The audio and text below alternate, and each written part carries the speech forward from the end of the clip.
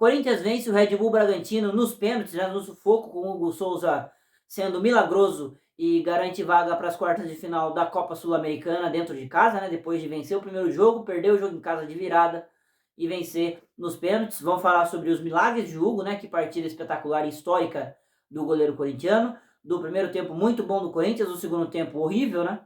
Erros de Ramon e dos jogadores. Nos pênaltis também muito sufoco. Vamos falar sobre tudo isso, então já vai deixando o seu like, se inscrevendo no canal e me seguindo nas redes sociais. Bom, vamos lá.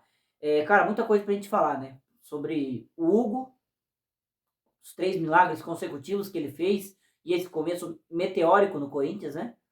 Sobre o jogo em si, que teve 2 tempos totalmente distintos, sobre acertos e erros de Ramon Dias. Então vamos falar primeiro sobre o jogo, né? Primeiro sobre o jogo. O Corinthians entrou em campo contra o Bragantino dentro de casa na noite desta terça-feira com vantagem no placar, né? Poupou jogadores no jogo de ida e conseguiu vencer pelo placar de 2-1, até merecia ter vencido demais, né? Pelo primeiro tempo que fez em Ribeirão Preto. Não venceu, tomou o gol no segundo tempo, né? Tomou até um sufoco, mas levou a vantagem para a Neoquímica Arena para o segundo jogo, para o segundo confronto.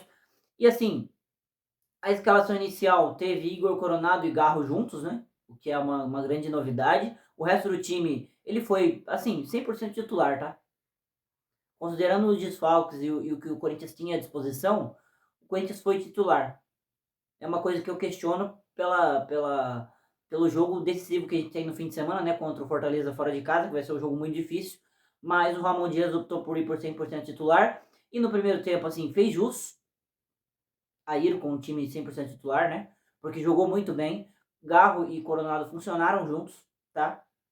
Quando você tem 2 meses de criação assim com tanta qualidade juntos, você precisa de jogadores à frente deles para serem potencializados. Só tinha o Giovani, era uma dúvida que eu tinha. Mas o Ramon Dias liberou bastante o Charles para jogar, né? Liberou bastante os alas. Os alas fizeram boas partidas, né? Principalmente o Bidu, né? Então, assim, era uma dúvida que eu tinha, mas o time se desempenhou muito bem no primeiro tempo. Fez 1-0 com o Garro, né? Num passe do Coronado, o Garro chuta, a bola desvia e a bola vai para dentro do gol, mas teve outra chance com o próprio Garro, teve chances com o Matheus Bidu, né? 2 chances criadas pelo Bidu, inclusive. Então o Corinthians assim, fez um primeiro tempo muito bom, já tinha vantagem, aumentou a vantagem para 3-1, né? Ficou numa situação muito confortável dentro da partida, né? Muito confortável. Muito, de jogando ao lado do seu torcedor, com 3-1 no placar, jogando bem, né? Jogando bem, o Corinthians estava jogando bem. Só que aí o segundo tempo é um desastre, né? Porque o que o Bragantino não jogou no primeiro tempo, o Caixinha forçou o time no segundo tempo, colocou 4, 5, 6 atacantes, né, para pressionar o Corinthians, e aí que foi o problema, porque o Corinthians não teve saída. O Corinthians manteve os 2 armadores para ficar marcando, o que não fazia sentido, né? Deveria ter tirado um dos 2 e colocado um homem de velocidade, né? Assim, eu vou falar sobre atuações depois, mas assim, jogadores individualmente caíram muito dentro do jogo, praticamente todos caíram muito individualmente no jogo. O Bragantino consegue chegar ao empate num erro do André Ramalho, né? Numa cobrança lateral, o André Ramalho corta para dentro da área e o Sacha pega bonito e empata o jogo. Logo na sequência sai um escanteio, o Corinthians tira e depois sai outro escanteio e o Bragantino consegue virar o jogo, assim, 4 minutos. A vantagem do Corinthians, que era de 3-1 em 4 minutos, foi embora dentro de casa, contra o Bragantino que estava praticamente entregue. Né? No lance do gol de escanteio, você pode tentar falar do Hugo Souza, eu não estou tentando fazer o advogado do Hugo aqui não, tá? Se ele tivesse errado eu falaria, mas aquele lance foi completamente erro da defesa, porque no lance estavam Gustavo Henrique, estava Kaká e estava Charles, 3 jogadores altos e bons de bola aérea, e o Luan Cândido cabeceou praticamente na pequena área, com uma liberdade, conseguiu fazer o gol, né? Fazer a virada para o Bragantino. Dali em diante, o Ramon tentou mexer no time, tentou colocar um time mais ofensivo, mas não funcionou. Pedro Henrique entrou mal, o Wesley entrou mal. Vou falar sobre atuações depois, né? Mais aprofundado. Mas assim, não adiantou. O Bragantino cozinhou o jogo, tava bom. O jogo pro Bragantino, né? Um jogo que tava praticamente perdido. Em 4 minutos consegue virar o jogo e levar para os pênaltis fora de casa. Tava muito bom pro Bragantino. E aí, assim, quando foi para os pênaltis, o Corinthians tem um retrospecto muito bom nos pênaltis, né? Inclusive acabou de se classificar na Copa do Brasil. Só que pelo contexto, cara, por ter toda a vantagem dentro de casa em 4 minutos, o jogo ir embora, é muita desconfiança, né? Muita desconfiança. Porque era um jogo que estava numa paz completa e que virou um caos completo.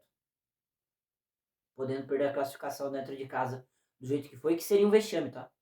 Do jeito que foi, seria um vexame. Depois de abrir vantagem lá, abrir vantagem aqui e tomar virada, se perdesse nos pênaltis seria um vexame. Então muita atenção, muita pressão para os pênaltis. Nos pênaltis, o Rodrigo Garro abriu as cobranças, né? Abriu e fez 1-0 para o Corinthians. O Sacha empatou para o Bragantino. O Ramalho isolou a bola. Perdeu o segundo pênalti do Corinthians, né? Aí o Bragantino conseguiu fazer com o Evangelista, abrindo vantagem, 2-1. O Bidu fez 2-2. O Luan Cândido fez 3-2. O Pedro Henrique fez 3-3. O Thiago Borbas fez 4-3. E o Wesley fez 4-4. Inclusive, muito mal batido o pênalti do Wesley, né? Impressionantemente bem mal batido o pênalti do Wesley. E o Bragantino tinha chance de fechar a classificação se fizesse o pênalti, né? Com vantagem. E o Hugo Souza, que no primeiro pênalti do Sacha acertou o canto e acertou muito bem, quase pegou. Nos outros 3, errou todos os cantos, né? Errou todos os cantos. É uma coisa que poderia ser reclamada com ele depois também. Mas daí, cara, chega no pênalti o quinto pênalti. Chega no pênalti do Gustavinho e ele pega, né? O Gustavinho bate mal e ele pega. O Corinthians volta pro jogo, as cobranças vão para as alternadas. O Rian vai pra bola e o Rian bate de uma forma assim ridícula, cara. Desde a postura dele até a execução, ridículo. Né? O Souza tinha salvado nós e o Rian perdeu. E eu pedi naquele momento, né, falando com a televisão, o Souza, salva nós de novo. Salva nós de novo. E ele foi lá e pegou de novo. Segundo pênalti consecutivo. Aí o Gustavo Henrique foi e fez o gol, deixou o Corinthians em vantagem. E o Hugo Souza pegou o terceiro pênalti consecutivo, cara. Que espetáculo. Né? Que espetáculo. Vou falar sobre ele individualmente falando, mas o Corinthians consegue vencer nos pênaltis, consegue garantir a classificação dentro de casa depois de um caos completo, né? De pouca coisa a se elogiar, né? Porque pelo contexto que foi, dá para se elogiar 2 nomes, né? Que são o Souza e Garro. Mas que assim, não dá pra gente. Tem que comemorar sim, mas não dá pra gente levar na normalidade, né? O que aconteceu. Não dá pra levar na normalidade. Sobre atuações, vamos lá. O Ramon Dias, ele começou com o time muito bem, surpreendeu colocando Coronado e Garro, conseguiu encaixar 2 jogadores técnicos, 2 jogadores criativos dentro de campo. Mas no segundo tempo, como eu já disse aqui também, no jogo contra o Fluminense, o Ramon Dias é muito ruim em reagir quando ele tá tomando pressão, cara. Ele precisa mudar o time, ele precisa ter alternativas melhores. Como eu disse, o Bragantino ia vir pra cima? Claro que ia. Normal. Só que ele deixa 2 jogadores de criação para marcar? Não faz sentido. Bota um jogador de velocidade, tira o Giovani, coloca outro jogador de velocidade como fez o Pedro Henrique, mas também não funcionou. Claro que ele não tem culpa daquela técnica dos jogadores no segundo tempo, mas ele também precisa demonstrar mais alternativas, né? Ele não pode deixar o time ser engolido assim dentro de casa, sem ele, entre aspas, fazer nada, né? Sem ele fazer nada. Atuações dos jogadores, individualmente falando, a gente tem que separar primeiro tempo e segundo tempo, né? Primeiro tempo e segundo tempo. Da linha de zaga, Kaká, Gustavo Henrique e André Ramalho, todos estavam fazendo um bom jogo. Um bom jogo. O Gustavo Henrique em linha de 3 funciona muito, né? Mas no segundo tempo, os 3, assim, desastre. Desastre. Não estava conseguindo tirar, tomando bola aérea, sofrendo muito. O André Ramalho caiu muito, depois perdeu o pênalti, que vai muito contra ele, né? Claro que tá fazendo uma excelente partida, se fosse sair de contratação, mas tem que falar quando ele joga mal também, né? E foi muito mal no segundo tempo e também batendo pênalti depois. No meio de campo, o Ria, acho que tentou se salvar, tá? Mas é um jogador tecnicamente limitado. O Charles fez um jogo bom, tá? No primeiro tempo, participativo. Mas no segundo tempo caiu também, não achou ninguém na marcação, não conseguiu ajudar o Corinthians no segundo tempo. O Matheus Bidu fez um excelente jogo, assim, primeiro tempo, até o meio do segundo tempo. Eu sou o cara que critico muito ele, mas fez um excelente jogo, muito participativo, tanto defensivamente quanto ofensivamente. Muito bem o Bidu, mas que caiu muito também. O Fagner, não gostei. Não gostei, pra mim ele e Mateuzinho hoje são incomparáveis, tá? Incomparáveis, pra mim o Mateuzinho é titular, assim, com sobras. Que o Fagner tá muito, muito, muito mal fisicamente falando. né? O Coronado, eu gostei da partida dele, mas dura pouco, né? Tem pouco gás ainda no Coronado, precisa claramente melhorar o físico. O Giovani brigou até onde deu, primeiro tempo participativo, assim, errou alguns lances bobos e fez algumas pataquadas, assim, bem feias, né? Mas é um moleque participativo, que até tentou no segundo tempo, cansou, né? Saiu, entrou Pedro Henrique e Wesley, nenhum dos dois entrou bem, né? Nenhum dos dois entrou bem, o Bidon até entrou bem também no segundo tempo, até fez algumas jogadas interessantes, mas pouco tempo dentro de campo, acho que o Bidon tem que ter mais tempo dentro de campo. Assim, e os dois jogadores que dá para salvar, né? O Rodrigo Gal fez uma excelente partida, cara. Não só pelo gol, mas uma excelente partida. É muito, muito, muito, muito, muito, muito bom jogador. Que acharam do Corinthians, né? Tirando lá do Tajeres, um time pequeno da Argentina.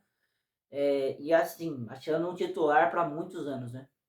Para muitos anos, porque é um cara que mostra que quer estar no Corinthians, que quer jogar no Corinthians e tem muita qualidade técnica, né? Então, assim, o Garro é um cara pra gente ter com muita felicidade e segurar pelo máximo tempo que der, porque qualidade esse argentino tem e muito, né? É o Messi de Itaquera, né? É o Messi de Itaquera, porque baixinho, canhoto, habilidoso, camisa 10, argentino, é o Messi de Itaquera, né? Mais uma excelente partida do Garro e o grande ídolo, o herói, salvador, milagreiro, como você quiser dizer, Hugo Souza, né? Que começo espetacular, né? Ele completou agora o seu 11º jogo no Corinthians, apenas 11 jogos. E em várias dessas partidas ele foi o melhor em campo, né? O Hugo Souza chega a duas disputas de pênaltis disputadas e vencidas, né? Contra o Grêmio na Copa do Brasil e agora contra o Bragantino na Sul-Americana. No total foram 11 pênaltis batidos contra o Hugo Souza, né? 7 agora contra o Bragantino e 4 contra o Grêmio. Dessas 11 batidas, 6 não foram gols, mais da metade. Não foram gols. E 4 ele pegou. Inclusive 3 agora contra o Bragantino. Espetáculo, né? Espetáculo. Cara, eu nunca vi isso no futebol mundial, um goleiro pegar 3 pênaltis seguidos. Com o time de desvantagem, né? Não é que ele pegou 3 pênaltis na disputa normal. O primeiro que ele pegou era o da classificação do Bragantino.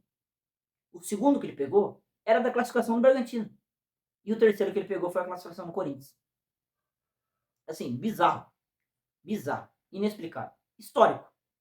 Acho que é a palavra que resume. Histórico. Com H de Hugo, né? Histórico. O Corinthians vai efetuar a compra dele, tá tudo apalavrado com o Flamengo. O jogador quer ficar no Corinthians também. Tem que comprar porque, assim, o Hugo, o que a gente olha, cara, parece que ele nasceu para jogar no Corinthians e o lugar dele no Corinthians estava garantido, né? Depois da saída do Cássio, depois da saída do Carlos Miguel, o Donelli até fez boas partidas, mas ele chega, toma contra a posição e, assim, zero saudade de Cássio, zero saudade de Carlos Miguel. Ele chega com uma segurança absurda durante os jogos e a qualidade que o Cássio tinha também nos pênaltis, ele tá igualando, equiparando, né? E como eu disse, esses 3 pênaltis seguidos nem o Cássio fez. Nem o Cássio fez. Né? Então acho que é um menino que caminha a passos largos para ter uma história muito linda no Corinthians. A gente está muito feliz de ter ele, porque assim, era uma posição carente, num problema do clube, né? Num momento tão importante. E ele assume a posição dessa maneira, assim, grande. Que história bonita dele de superação, de volta por cima. E que bom que é com a nossa camisa, né? Que bom que é jogando no Corinthians, que conseguiu classificar o Timão para a próxima fase. O Corinthians agora aguarda o vencedor de Rosário Central e Fortaleza, que jogam nesta quarta-feira. Né, o jogo está empatado em 1-1, a decisão é no Castelão, né, o mando do Fortaleza. Acredito que será Corinthians e Fortaleza na próxima fase. O Corinthians se mantém nas 3 competições. Como eu disse, tem que comemorar a vitória, a classificação, né, a partida do Hugo, mas tem que abrir o olho, porque no primeiro tempo e no segundo tempo muito 880, né? O primeiro tempo excelente e o segundo tempo horrível, de perder o jogo. Apenas a segunda derrota do Ramon Dias no comando do Corinthians, mas uma derrota que poderia custar a classificação no campeonato importante, né? Acho que o Corinthians tem que deixar a Copa do Brasil e Sul-Americana em segundo plano, focar no Brasileirão, né? Assim como o Ramon Dias também disse no, na coletiva depois, né? De manter os pés no chão, de que tem muita coisa para rolar ainda e tem muita coisa importante para rolar ainda. Tem um confronto acessível contra o Juventude na Copa do Brasil, vai pegar o Fortaleza, que é um adversário muito difícil na Sul-Americana, né, provavelmente, e a situação está muito complicada no Brasileirão. Assim, tem que comemorar, tem que valorizar, tem que valorizar a partida do Hugo, mas tem que abrir o olho porque tem muito caminho para o Corinthians traçar ainda em 2024 para, assim, se livrar desse Z4 e quem sabe beliscar algumas coisas nas Copas. Mas quero saber a sua opinião, o que, que você achou dessa classificação do Corinthians, se você se assustou com os pênaltis, né? E o quanto você vibrou com o Hugo Souza, a partida milagrosa do goleiro corintiano. Deixe aí nos comentários e também deixe um like nesse vídeo. Até o próximo. Tchau!